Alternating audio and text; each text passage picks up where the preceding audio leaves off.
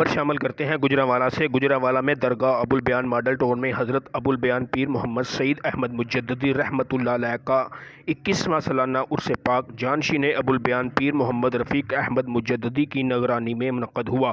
عرس پاک کی تقریبات کا آغاز حضرت ابوالبیان کے مزار کو غسل دینے سے ہوا۔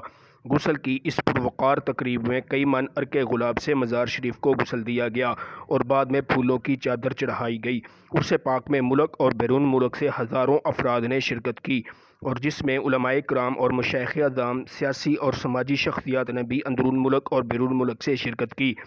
علماء کرام میں نمایاں نام جانشین خطیب الاسلام پیر سید مرتضی امین شاہ صاحب آل و مہار شریف، پیر سید منور حسین جماعتی، حضرت علامہ پیر سید مزمل حسین شاہ، حضرت علامہ سید فدا حسین شاہ حافظ آبادی، آغا ابوالحسن منیب فروقی مجددی کوئٹہ سے، ممتاز مذہبی اسکالر ڈاکٹر محمد منیر احمد الظاہری لندن سے، ڈاکٹر مشرف حسین الظاہری لندن، پروفیسر محمد آصف ہزاروی، پروفیسر محمد اعظم نوری، سید امیر حیدر کرمانی، خواجہ نوید حسین نقشبندی، صاحبزادہ پیر احمد مسعود چشتی درگاہ پاک پتن شریف، مفتی اعظم سندھ حضرت علامہ محمد جان نعیمی مجددی اور قراء حضرات میں قاری محمد رفیق نقشبندی، قاری کاشف علی مجددی، قاری خادم بلال مجددی، قاری سید صداقت حسین شاہ، فضیلت الشیخ قاری رجا ایوب تنزانیہ ساؤتھ افریقہ، فضیلت الشیخ قاری عبید ادریس تنزانیہ ساؤتھ افریقہ،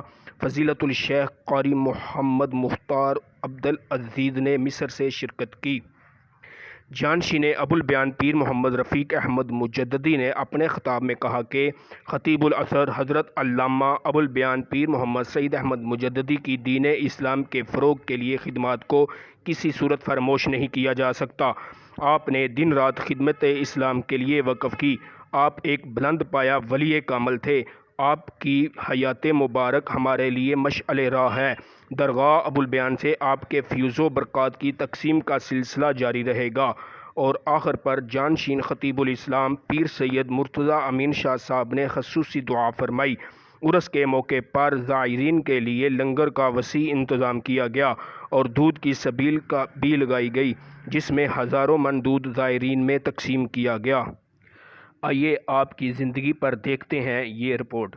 سراج العارفین شہباز طریقت حضرت علامہ ابوالبیان پیر سعید احمد مجددی رحمۃ اللہ علیہ ایک ہمہ صفت موصوف انسان تھے۔ آپ کا شمار عالم اسلام کے نابغہ روزگار علماء شریعت اور خطباء ملت میں ہوتا ہے۔ توحید پر ایمان آپ کی بندگی کا اثاثہ تھا اور آپ سچے عاشق رسول تھے۔ آپ صوفیاء کے لیے سراپائے ادب اور علماء کے لیے مروت و اثار اور عوام الناس کے لیے شفقت اور پیار کی آبشار تھے۔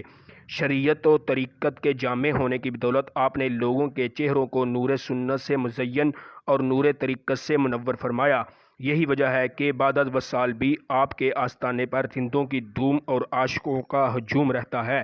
قدرت نے آپ کی ذات صفات میں بہت سی خوبیاں مرحمت فرمائیں۔ بلا شبہ آپ شریعت کے عالم بھی تھے اور طریقت کے حامل بھی، سنت کے عامل بھی تھے اور شیخ کامل بھی، مایہ ناز خطیب بھی تھے اور بلند پایہ ادیب بھی، مرد فقیر بھی تھے اور پیر روشن ضمیر بھی۔ آپ حسن صورت اور حسن سیرت کا حسین امتیاز تھے۔ اپنی وضاحت اور جاذب نظر شخصیت کی وجہ سے نمایاں اور نرالے دکھائی دیتے تھے۔ بقول اقبال، انوکھی وضع ہے سارے زمانے سے نرالے ہیں، یہ عاشق کون سی بستی کے یارب رہنے والے ہیں۔